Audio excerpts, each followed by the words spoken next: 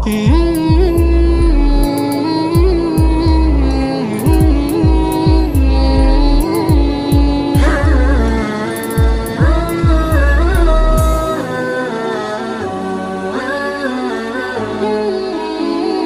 بالله من الشيطان الرجيم بسم الله الرحمن الرحيم إن ربكم الله الذي خلق السماوات والأرض في 6 أيام ثم استوى على العرش يدبر الأمر ما من شفيع إلا من بعد إذنه ذلكم الله ربكم فاعبدوه أفلا تذكرون صدق الله العظيم۔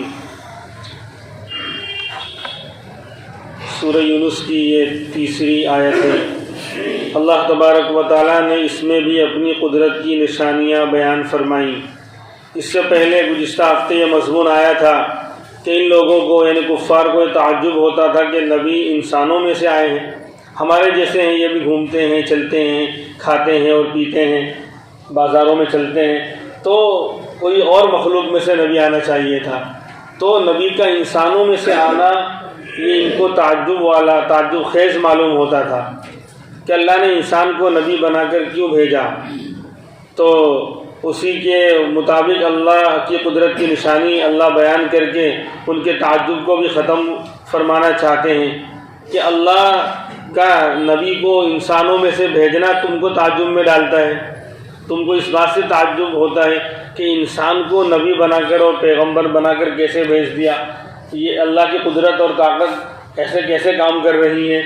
تو کہا آگے کہ تمہیں اللہ کی طاقت کا علم نہیں ہے، وہ اللہ کتنی زبردست طاقت کے مالک ہیں کہ جن کی قدرت کے آگے یہ کچھ نہیں ہے۔ یہ نبی کو یعنی انسان کو نبی بنا دینا اور نبی کو انسانوں میں سے بھیجنا اور ان کے اوپر اپنا پیغام اور وحی کو نازل کرنا یہ کوئی تعجب کی بات نہیں ہے، کیونکہ اللہ نے اس سے بڑے بڑے کارنامے انجام دیے ہیں۔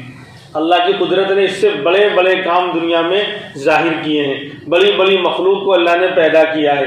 فرماتے ان ربکم اللہ الذی خلق السماوات والارض، کہ بے شک تمہارا رب وہ اللہ ہے، تمہارا رب تمہارا پالنہار، تمہاری تربیت کرنے والا، تمہاری پرورش کرنے والا وہ اللہ ہے۔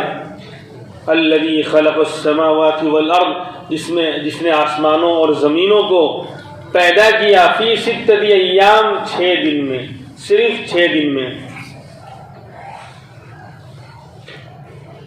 کتنی بڑی زمین اور کتنا بڑا آسمان ہے۔ دنیا نے خوب ترقی کر لی، بڑے بڑے دعوے کر لیے اور ستاروں پر پہنچنے کی باتیں لوگ کر رہے ہیں، چاند پر پہنچنے کے دعوے کر رہے ہیں، مریخ جس کو منگل گرہ کہتے ہیں اس پر پہنچنے کے لوگ دعوے کر رہے ہیں، راکٹس دنیا فضا میں جو ہے لوگوں نے کئی کلومیٹر دور تک جو ہے بھیجنے کے دعوے کر رہے ہیں، سیٹلائٹ چھوڑ دیا ہے جس سے دنیا کی ساری جو ہے انفارمیشن اور کیا کہتے ہیں سارے حال کی خبر ان کو ہوتے رہتی ہے، موسم کا حال ان کو معلوم ہوتا رہتا ہے۔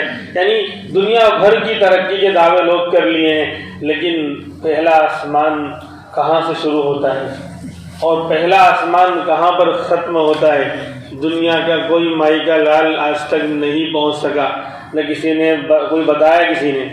تو اللہ نے ایسے ایک آسمان نہیں 7 آسمان، فسواہن 7 سماوات طباقا، 7 آسمان ایک کے اوپر ایک، جیسے ہم روٹیاں رکھتے ہیں نا پلیٹ رکھتے ہیں ایک کے اوپر ایک، اس طرح 7 آسمان ایک کے اوپر ایک اللہ نے بنائے، اور ہزاروں پتہ نہیں کھربوں کتنے سال ہو گئے اس میں نہ کوئی ڈیکوریشن کی، نہ مرمت کرنے کی ضرورت پیش آئی، نہ کوئی ستون ہے، نہ کوئی پھٹانے ہیں، کوئی سوراخ آج تک نہیں ہوا۔ انسان مکان بناتا ہے کتنا بھی پاورفل اور مضبوط بنائے، چھت بنائے، لیکن وقت آنے پر اس کو بھی کیا کہتے ہیں رنگ روغن کرنا پڑتا ہے، وقت آنے پر اس کی مرمت کرنی پڑتی ہے، وقت آنے پر وہ بھی یعنی خراب ہو جاتا ہے اور کمزور ہو جاتا ہے، اس میں شگاف اور پھٹن پڑ جاتی ہے، لیکن آج تک آسمان میں کوئی کمی نہیں آئی۔ بہرحال وہ پھر پیدا کیسے کیا؟ عجیب و غریب اللہ کی طاقت ہے، یعنی ایک آسمان کی کتنا بڑا آسمان ہے، اب بات آ گئی تو پھر پوری تفصیلی سن لیجیے آسمان کتنا بڑا ہے۔ آسمان میں سورج کی طرح، سورج زمین سے 13 لاکھ یا 23 لاکھ گنا بڑا ہے۔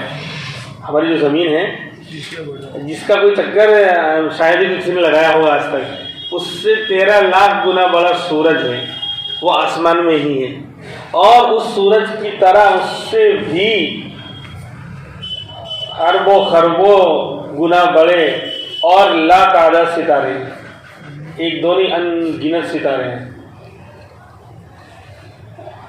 قرآن کریم کی ایک تفسیر ہے، تفسیر جواہر القرآن، عربی کے اندر ہے، اس کے مصنف اور رائٹر ہیں محمد علی طنطاوی رحمۃ اللہ علیہ، وہ عرب ملک کے تھے، اور 26-28 جلدوں میں وہ کتاب لکھی ہے، اس میں انہوں نے صرف یہی بیان کیا ہے، جغرافیہ اور سائنس اور میڈیکل، اس طرح قرآن کی کون سی آیت سے کہاں کیا نکل رہا ہے، کون سے اصول نکل رہے ہیں، سب یہیں سے چرایا ہوا ہے۔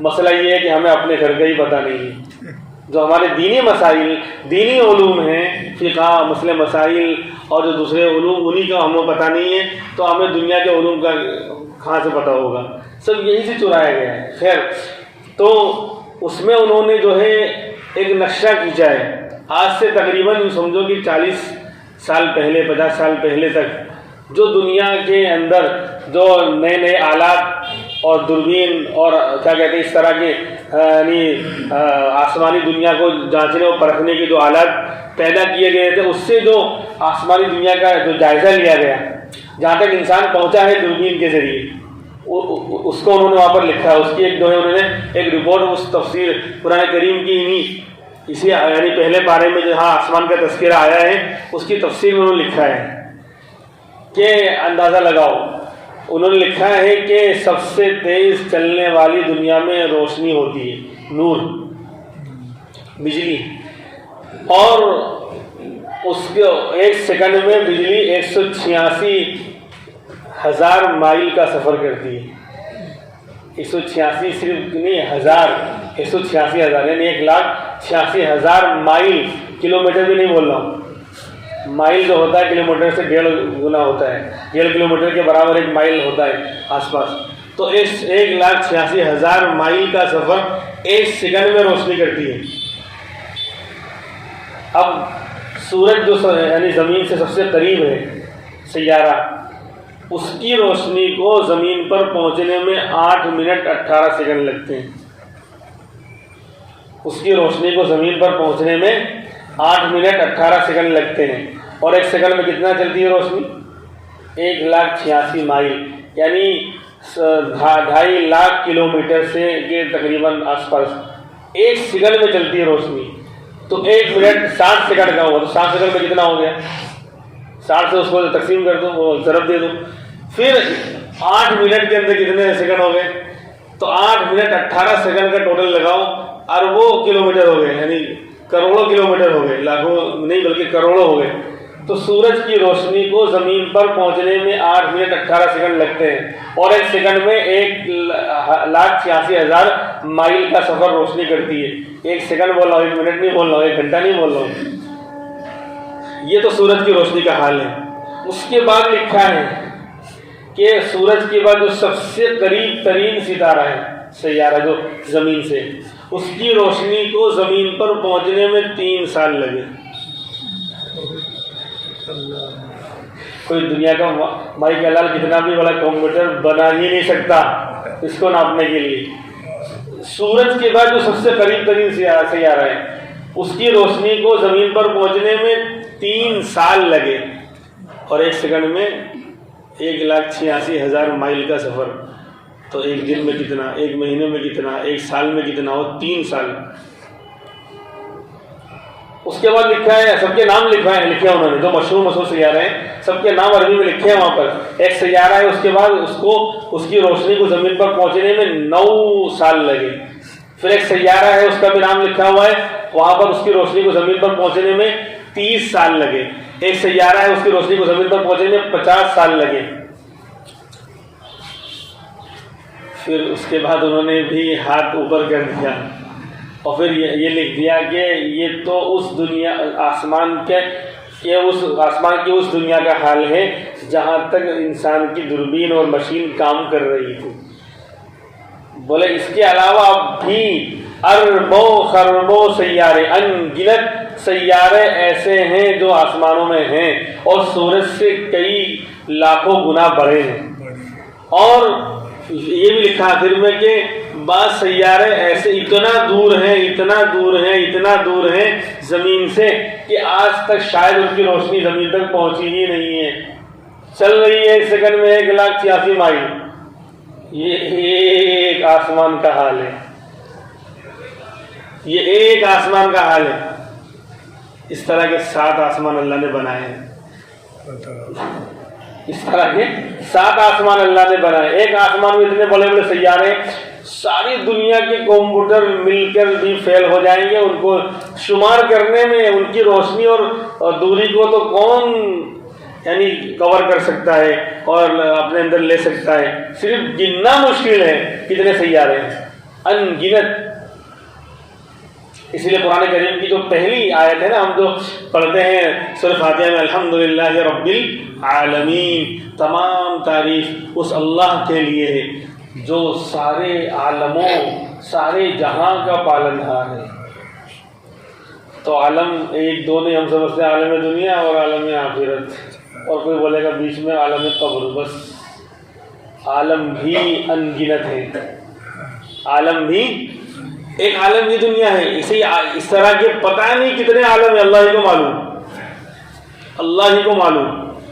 وما یعلم جنود ربک الا هو۔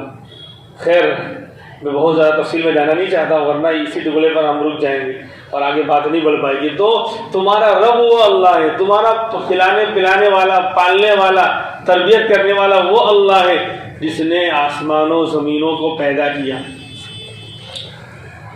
پیدا بھی کیسے کیا؟ اب قرآن کریم میں ایک پہلے پارے میں جو ہے، جب اللہ پر الزام لگا، غیروں نے اللہ کی کو پہچانا ہی نہیں ہے، آج مسلمان بھی نہیں پہچان رہا، تو انہوں نے کہا کہ اللہ کی لڑکیاں ہیں، فرشتے جو اللہ کی لڑکیاں ہیں، اور یہودیوں نے کہہ دیا عزیر علیہ السلام اللہ کے بیٹے ہیں، عیسائیوں نے کہہ دیا عیسیٰ علیہ السلام اللہ کے بیٹے ہیں، یعنی اللہ کو انسانوں کی طرح اولاد والا اور محتاج سمجھنے لگے۔ تو وہاں پر اللہ نے اپنا تعارف کرایا ہے، قالوا اتخذ اللہ ولدا سبحانہ، کہ یہ لوگ اللہ کے لیے لڑکا بناتے ہیں، اولاد ثابت کرتے ہیں، سبحانہ، اللہ کی ذات اس سے بہت پاک ہے۔ پھر آگے اللہ نے 4 اپنی زبردست طاقت کا مظاہرہ کر کے، 4 زبردست طاقت کو بیان کر کے اپنا تعارف کروایا ہے اس کے بعد ہی، اور وہ 4 طاقتیں، وہ 4 چیزیں صرف اور صرف اللہ تبارک و تعالیٰ کی ذات میں پائی جاتی ہیں، پوری کائنات میں کسی بھی مخلوق اور انسان میں وہ چیزیں نہیں پائی جاتی۔ کیا کہ تم نے پہچانا ہی نہیں مجھے، میرے لیے اولاد مانتے ہو، اولاد ہونا تو محتاج ہونے کی اور انسان ہونے کی علامت ہے، اور انسان محتاج ہے، وہ فنا ہو جائے گا تو کیا میں بھی فنا ہو جاؤں گا، میری بھی اولاد ہے؟ نہیں، اللہ اس سے پاک ہے۔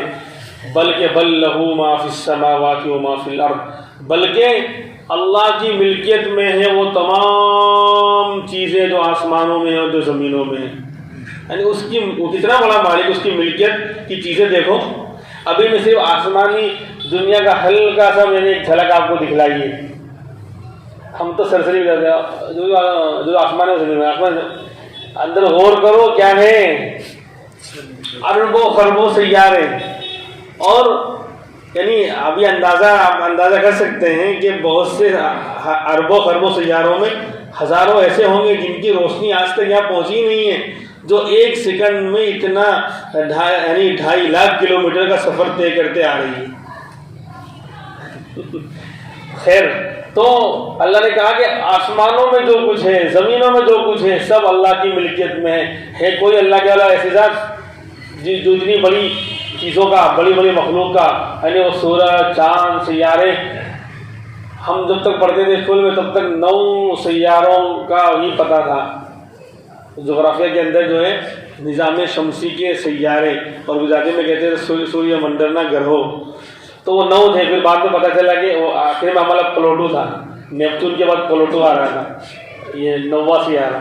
سب کے نام ہیں، عربی میں الگ ہے، یعنی آپ سمجھو کہ ہم یہ کیا سمجھتے ہیں کہ جو نام میں لے رہا ہوں بولے یہ تو انگریزوں نے اور غیروں نے اس کو کیا کہتے ہیں وہ کیا ہے، ریسرچ کر کے اس کو یعنی ثابت کیا ہے۔ ارے سب عربی میں ہے، تفسیروں میں لکھا ہوا ہے، آپ آؤ میں عربی میں اس کے نام سب بتاؤں گا، عربی یعنی تفسیروں سے نکال کے دکھاؤں گا کہ دیکھو یہ سب یہ یعنی ہمارے ہی پاس تھا، یہ وہ علم مسلمانوں نے ہی دیا ہے، یہیں سے چرایا گیا ہے۔ یہ اور بات ہے کہ آپ نہ ادھر کے جانکار رہے دنیا کے مسلمان اور نہ دینی علوم کے جانکار رہے، یعنی گنے چلے علماء ہے، باقی عام لوگوں کا حال یہی ہے، نہ دین کا پتہ نہ دنیا کا پتہ، بس بے بسی میں اور بے کسی میں اور مایوسی کے عالم میں بالکل ایک دم یعنی نا امیدی کی بھلیا میں ہندوستان کا مسلمان آج زندگی گزار رہا ہے، جس اس کا رب ہے ہی نہیں، بالکل ہلاک اور برباد، بس اب ہلاک ہونے کے کگار پر ہے، ایسی زندگی گزار رہا ہے۔ بہرحال تو آسمانی نظام اتنا پاورفل ہے کہ اس کے اندر اربوں خربوں سیارے ایسے ہیں کہ جن کی روشنی آج تک زمین پر پہنچی ہی نہیں۔ تو اللہ وہی فرماتے چار طاقت کو اپنی بتا رہے ہیں کہ بتاؤ آسمانوں اور زمینوں میں جو کچھ ہے سب اللہ کی ملکیت میں ہے کوئی میرے علاوہ ایسا؟ اور ایسی زمینوں کا حال بھی ہے جو میں نے ابھی سیاروں کی آپ کو سیر کروائی کہ سیارے ایسے ایسے بڑے بڑے ہیں آسمانوں میں، آسمان اتنا بڑا ہے، تو ایسی زمین کا حال بھی، 7 زمینیں اللہ نے زمینیں بھی 7 بنائی ہیں، تو ان تمام چیزوں میں جو کچھ ہے سب اللہ کی ملکیت میں ہے، اتنا بڑا مالک اللہ کے علاوہ کوئی نہیں، پہلی طاقت۔ پھر آگے دوسری طاقت بتائی کل لہ قانتون، اور سب کے سب اس کے سامنے سرنڈر ہیں۔ ایک انسان گاؤں کا سرپنچ بن جائے، مکھیا بن جائے تو کیا سب اس کی مانتے ہیں؟ 10 مانیں گے تو 20 گالی دیتے ہیں پیچھے۔ ارے گاؤں کا مکھیا چھوڑو، گھر کا بڑا ہے کوئی ہو تو اس کی نہیں مانتے، ہر کوئی چاہتا ہے میں بڑا ہوں، لیکن اللہ اتنی بڑی کائنات کے مالک اور سب ان کے حکم کے تابع ہیں، سب پر ان کا حکم چلتا ہے، سورج ہو چاند ہو بڑے بڑی مخلوق سب اس کے حکم کے آگے سرنڈر ہے۔ آج جو تاریخ ہے آپ جانتے ہیں 3 اکتوبر کو سورج جس وقت احمد آباد میں آج نکلا اور غروب ہوا، 1000 سال پہلے بھی اتنے ہی بج کر اتنے سیکنڈ پر طلوع ہوا تھا، اتنے ہی بج کر اتنے سیکنڈ پر غروب ہوا ہے۔ 1 سیکنڈ بھی آگے پیچھے وہ حکم کی یعنی خلاف نہیں کر سکتا اللہ کی۔ کل لہ قانتون، ہے کوئی ایسا اتنی بڑی بڑی مخلوق پر اس کا کنٹرول ہو اور اس کی چلتی ہو؟ کل لہ قانتون، یہ اس سے زیادہ پاورفل کیا کہتے بات ہوئی پہلے والی سے۔ اور پھر آگے تیسری طاقت بتائی بدیع السماوات والارض، 3 آسمانوں اور زمینوں کو اللہ نے کوئی پہلے سے کوئی سیمپل بنایا ہو، کوئی نمونہ بنایا ہو، کوئی خاکہ بنایا ہو، کوئی فریم تیار کی ہو، کوئی نقشہ تیار کیا ہو، اور کوئی بہت بڑی ڈسکس کی ہو، بڑی بڑی میٹنگیں ہوئی ہوں، پھر اس کے بعد تیار کیا ہو، ایسا بھی نہیں، بغیر سیمپل بغیر نمونے کے ان آسمان و زمین کو اللہ پیدا کرنے والے ہیں۔ بدیع السماوات والارض۔ اور آگے چوتھی طاقت بتائی وَإِذَا قَضَىٰ أَمْرًا فَإِنَّمَا يَقُولُ لَهُ كُن فَيَكُونُ۔ اور جب اللہ کی طاقت یہ ہے جب وہ کسی چیز کو بنا یعنی وجود میں لانے اور پیدا کرنے کا فیصلہ کر لیتے ہیں، تو اتنے بڑے بڑے آسمان بنائے اللہ نے تو کیا مہینوں پہلے پلان بنایا ہوگا اور اربوں خربوں کا بجٹ پاس کیا ہوگا، اور پھر جو ہے اس کے لیے بہت بڑا کارخانہ مٹیریل تیار کرنے کے لیے اربوں خربوں مزدور لگے ہوں گے، پھر کام چل رہا ہوگا، پھر جو ہے ایک پلان تیار ہوا، سیمپل آیا ہوگا، وہ فیل ہو گیا ہوگا۔ جسے دنیا میں چیزیں بنتی ہیں تو پہلے کچا مال تیار ہوتا ہے، وہ فیل ہو جاتا ہے، پھر دوبارہ پھر سے بارہ کئی مراحل سے گزرنے کے بعد ایک نوکیا کا بلیک اینڈ وائٹ موبائل سامنے آیا تھا۔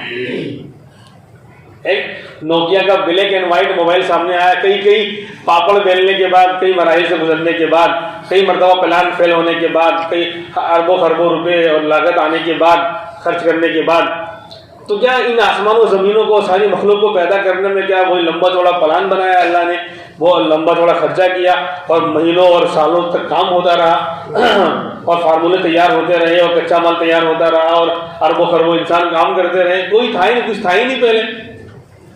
فرماتے ہیں نہیں، فَإِذَا قَضَىٰ أَمْرًا فَإِنَّمَا يَقُولُ لَهُ كُن، جب وہ کسی بھی چیز کو پیدا کرنے کا فیصلہ کر لیتا ہے، کہہ دیتا ہے ہو جا، تو فیکون وہ ہو جاتی ہے۔ اور مفسرین نے لکھا یہ بھی سمجھانے کے لیے، اس کا کہنا ہو جا یہ بھی ہم کو سمجھانے کے لیے، ورنہ اس کا چاہ لینا ہو جانا ہے۔ جس کو بھی پیدا کرنے کے لیے چاہ لے گا، اب کہو گے ایسا کیسا کہہ رہے ہو، جنت میں ہمارا ایسا حال ہونے والا ہے۔ اسے کہتے ہیں یہاں پر رب چاہی پر آ جاؤ، وہاں من چاہی چلے گی، پرندہ اڑ رہا ہوگا، اور آئے گا کہ کاش اس کا کباب، تو پورے شباب پر وہ کٹ پٹ کر پیس بن کر تیار ہو کر سامنے آ جائے گا، لو کباب، صرف چاہا تھا، کہا کچھ نہیں۔ تو جب جنت میں اللہ ہماری من چاہی چلوا سکتے ہیں تو کیا دنیا میں ان کی چاہی نہیں چل سکتی؟ وہ تو سمجھانے کے لیے کہا ہے کہ ہو جا، کن کہنے کی بھی ضرورت نہیں ہے، کن کہنے کی بھی ضرورت نہیں ہے، کن فیکون، کہ ہو جا تو وہ ہو جاتا ہے۔ کن فیکون پر ایک لطیفہ یاد آیا، دیوبند میں ایک چائے کی دکان ہے، مولانا اشرف بندی صاحب کا جو پرانا مکان ہے اس کے سامنے، تو اس کا نام طلبہ نے اس دکان کا نام کن فیکون رکھا ہے۔ اس کی وجہ کیا ہے کہ جب بھی جاؤ وہاں چائے تیار ملتی ہے، کیا دو چائے بولے لو تو کن فیکون۔ اصل میں 2-3 لوگ وہاں کام کرتے ہیں اور وہ پہلے سے پانی وانی سب گرم کر کے ایک دم تیاری رکھتے ہیں، بس جیسے کسی نے کہا 2 چائے بس ڈال کے، تو اس کا نام ہی رکھ دیا کن فیکون، کہ بس جہاں آرڈر دیا فوراً چائے آ گئی، یعنی وہاں انتظار کرنا پڑتا ہی، اور تجربہ بھی کیا ہے کہ اس دکان پر اگر آپ گئے تو آپ کو انتظار نہیں کرنا پڑتا، کن فیکون۔ تو بہرحال یہ چوتھی طاقت، تو بتاؤ اللہ کی یعنی ایسی طاقت کوئی اور کسی یعنی مخلوق میں، پوری کائنات میں کسی اور کی ہے کہ جو چاہا وہ ہو گیا؟ تو بہرحال اور یہاں کہہ رہے ہیں کہ وہ اللہ جس نے آسمان و زمین کو پیدا کیا 6 دن میں۔ ابھی تو آیا کہ بھائی اللہ کی طاقت تو یہ ہے کہ بس چاہا ہو گیا، 6 دن لگا دیا۔ ارے یہ دنیا میں ہم کو تعلیم دینے کے لیے اللہ نے 6 دن لگوائے کہ ہر کام کے لیے وقت اور ہر وقت کے لیے کام ہونا چاہیے، یعنی دنیا میں ہے تو سبب اور اسباب لگے ہوئے ہیں اور وقت بھی ہوگا، ہر کام کے لیے وقت چاہیے، تو وقت کی تعلیم کے بھائی وقت پر آدمی کام کرے، تو دنیا میں یہ 6 دن لگوائے۔ سورج اور چاند اس زمانے میں نہیں تھا، لیکن یہ مقدار بتائی کہ 6 دن کے بقدر میں اللہ نے آسمان و زمین کو پیدا کیا۔ بہرحال تو تمہارا رب وہ اللہ ہے۔ رب کے اوپر بھی بس آخری بات پھر میں ختم کر رہا ہوں، سورہ فاتحہ کے اندر بھی رب کا لفظ آیا ہے۔ رب سب سے پہلے مخلوق کے کانوں میں اللہ کا تعارف کے لیے جو کلمہ سب سے پہلے پڑھا ہے اور مخلوق نے سنا ہے وہ یہی لفظ ہے، رب۔ حالانکہ اللہ کے تو بہت سارے نام ہیں، الرحمن، الرحیم، ستار، قہار، حنان، منان، 99 تو مشہور ہیں، ورنہ ہزاروں اللہ کے نام ہیں وہ اچھے اچھے خوبیوں والے، لیکن سب سے پہلے مخلوق کے کانوں میں اور کان جس سے آشنا ہوئے وہ یہی رب کا نام ہے۔ جب عہد الست میں سب سے اللہ نے عہد لیا تھا تو یہ تو کہا تھا الست بربکم، الست بربکم، کیا میں تمہارا رب نہیں ہوں؟ سب سے پہلے یہی۔ اور اسی لیے عام طور پر انبیاء کی دعاؤں میں اور مومنین کی دعاؤں میں جو قرآن کریم ان کی دعائیں نکل، ربنا آتنا، ربنا ہب لنا، ربنا، ہر جگہ یہ ربنا اسی یعنی نام سے جو ہے لوگ اور انبیاء اور اللہ کے نیک بندے دعا بھی کرتے ہیں۔ اور اتنا پسند ہے یہ لفظ اللہ کو کہ اللہ نے ہماری سانسوں میں ڈال دیا ہے، اللہ نے ہماری سانسوں میں ڈال دیا ہے۔ پیر صاحب پیر ذوالفقار نقشبندی دامت برکاتہم اپنا خود واقعہ بیان کرتے ہیں کہ میرا سفر ہوا واشنگٹن جو امریکہ کا بڑا شہر ہے، تو وہاں پر ہمارے پاکستان کے ایک ڈاکٹر صاحب تھے، وہ مجھ سے ملنے آئے اور وہ ہارٹ کے اسپیشلسٹ ڈاکٹر تھے۔ انہوں نے کہا کہ حضرت آج آپ ہمارے دواخانے چلیے، ہم آپ کو جو ہے آپ کی یعنی سانسوں میں اور آپ کی دھڑکن میں کیا آواز آتی ہے وہ سنواتے ہیں آپ کو، آپ چلیے۔ تو وہ اپنے دواخانے پر لے گئے، بہت بڑا مشین تھا، اس کے اندر بولے مجھے لٹا دیا کہ اندر لیٹ جاؤ، اور پھر مشین آن کر دیا تو آواز آ رہی ہے دھڑکن کی۔ بولے حضرت دیکھو آواز سن رہے؟ بولے ہاں سن رہا ہوں۔ تو ڈاکٹر صاحب کہنے لگے کہ لب ڈب لب ڈب لب ڈب کر رہا ہے۔ تو پیر صاحب نے کہا کہ میں نے کان لگایا تو مجھے یہ ڈاکٹر صاحب کی آواز سمجھ میں نہیں آئی کہ لب ڈب نہیں کر رہا ہے۔ میں نے کہا کہ ڈاکٹر صاحب آپ تھوڑا دھیان سے سنیے، یہ رب رب کر رہا ہے، دھڑکن جو آواز ہے اس کی رب رب رب رب کر رہا ہے۔ تو انہوں نے کان لگا کہ ہاں آپ کی بات زیادہ صحیح معلوم ہوتی ہے کہ رب رب، تو وہ تو ہمارے دل دھڑکنوں میں موجود ہے، وہ تو دل میں تو آتا ہے سمجھ میں نہیں آتا، تو دل میں تو آتا ہے سمجھ میں نہیں آتا، میں جان گیا تیری پہچان یہی ہے۔ اللہ کے بارے میں شاعر نے کہا کہ دل میں تو آتا ہے لیکن سمجھ میں نہیں آتا، کیونکہ اللہ کو کسی نے دیکھا ہی نہیں، دنیا میں جو ہے دیکھ بھی نہیں سکتے۔ تو ہماری دھڑکنوں میں وہ رب موجود ہے، ہماری دھڑکنوں میں وہ رب موجود ہیں، لیکن آج ہمیں پتہ نہیں ہے۔ نحن اقرب الیہ من حبل الورید، ہم اے بندے ہم تیری شہرک سے بھی زیادہ قریب ہیں، تیری جان کی جو رگ ہے اگر وہ کٹ جائے تو تیرا بچنا مشکل، اس سے بھی زیادہ ہم قریب ہیں، لیکن تجھے پتہ نہیں ہے۔ ایک شخص جو ہے آندھرا پردیش کے جو ہے سی ایم سے ملنے کے لیے سفر کر رہا ہے حیدرآباد کا، فلائٹ میں سوار ہوا، وہ بہت بڑا مالدار آدمی تھا اور اس کو جو 10 منٹ کا 5 منٹ کا صرف ٹائم چاہیے تھا، وہ کچھ اہم کام کروانا تھا۔ اب فلائٹ میں بزنس کلاس میں بیٹھا تو ساتھ میں ایک شوہر ساتھ میں بیٹھا، اب وہ بھی بزنس کلاس میں تو مالدار لوگ بھی بیٹھتے ہیں۔ اب 1.5-2 گھنٹے کا سفر ساتھ میں ہوا، لیکن نہ یہ کچھ بول رہا ہے نہ پڑوسی کچھ بول رہے ہیں۔ پڑوسی میں صاحب اپ ٹو ڈیٹ شاندار بڑے مالدار لگ رہے تھے، بیٹھے ہوئے تھے، یہ بھی بیٹھا ہوا ہے، نہ اس نے ان سے بات کی نہ انہوں نے ان سے بات کی۔ اب جب ایئرپورٹ پر اترے تو جو پڑوسی صاحب تھے وہ فٹافٹ باہر نکلے، تو ان کو لینے کے لیے بہت سارے لوگ فورس اور جو ہے سیکورٹی والے کھڑے ہیں اور بہت سارے لوگ استقبال کر رہے ہیں اور ان کو لے کر جو ہے گاڑیوں پر روانہ ہو گئے۔ پھر یہ پوچھ رہا نکل کر کے یہ صاحب کون تھے؟ کہا کہ یہاں کے سی ایم تھے، یہاں کے۔ بولے مجھے ان سے ملنا تھا 5-10 منٹ کے لیے، بس 5 منٹ مل سکتا ہے؟ بولے نہیں، ابھی پروگرام بہت بزی ہے، ہفتوں تک ملاقات کا کوئی چانس نہیں ہے۔ بتاؤ، 1.5-2 گھنٹے ساتھ میں ہیں، 5 منٹ، تو یہی حال ہمارا ہے کہ اللہ تو ہماری شہرک سے بھی زیادہ قریب ہے، لیکن ہم اللہ کو کہاں پتہ نہیں کہاں، بلکہ تلاش بھی نہیں کر رہا ہے اب تو مسلمان، اب تو یعنی ہم پتہ نہیں کہاں ڈھونڈ رہے ہیں، اللہ تو ہمارے اندر سمائے ہوئے ہیں۔ تو بہرحال یہ رب کا لفظ بڑا عجیب ہے، یعنی تربیت پرورش کرنا، اس کا اثر ہر وقت بندے پر پڑتا ہے۔ رب کا جو اثر ہے نا، دھیرے دھیرے بندے کو کمال سے جس کو جس چیز کی ضرورت ہے وہ اس کو پہنچانا، یہ رب کی تربیت، یہ رب کا معنی ہے۔ تو ہر وقت رب ہونے کا اثر بندے پر معلوم ہو رہا ہے، ہر وقت، ہر آن۔ جسے بچہ پیدا ہوتا ہے وہ دودھ پی رہا ہے اور ماں اس کی تربیت کرتی ہے، پرورش کرتی ہے، چھوٹے سے بڑا کرتی ہے، تو رب ہر مخلوق کو، صرف انسان کی بات نہیں، ساری مخلوق کے رب العالمین ہے نا، سارے جہاں کے اللہ رب ہے اور پالن ہار ہے۔ تو ہر وقت جو ہے اللہ ہماری تربیت کر رہے ہیں، ہم کو کھلا رہے ہیں، پلا رہے ہیں، ہماری جو ضرورت ہے اس کو پورا کر رہے ہیں۔ تو رب کے معنی کا اثر مخلوق پر ہر آن ہر گھڑی پڑتا ہے، ہر آن ہر گھڑی پڑتا ہے۔ اسی لیے اس لفظ کو اللہ نے جو ہے بہت سی جگہوں پر منتخب کیا ہے اور اس کو جو ہے بار بار استعمال کیا جاتا ہے۔ چھوٹا بچہ ہے وہ بھی وہ تربیت پا رہا ہے، وہ بھی، کیونکہ رب کہتے ہی ہے کہ کسی کو دھیرے دھیرے کمال تک پہنچانے والی ذات۔ تو ہم انسان بچپن سے بڑا سے بوڑھا ہوا ہر چیز استعمال کر رہا ہے، جس کو جس چیز کی ضرورت ہے اس کو وہ چیز دے کر اس کو دھیرے دھیرے کمال تک پہنچانا، یہ ہے تربیت، اور یہ ایسا کرنے والی ذات رب کہلاتی ہے۔ تو ہر آن ہر گھڑی، بوڑھا آدمی وہ بھی رب کی تربیت کا کہ زیر سائے پڑا ہوا ہے، بچہ ہے وہ بھی۔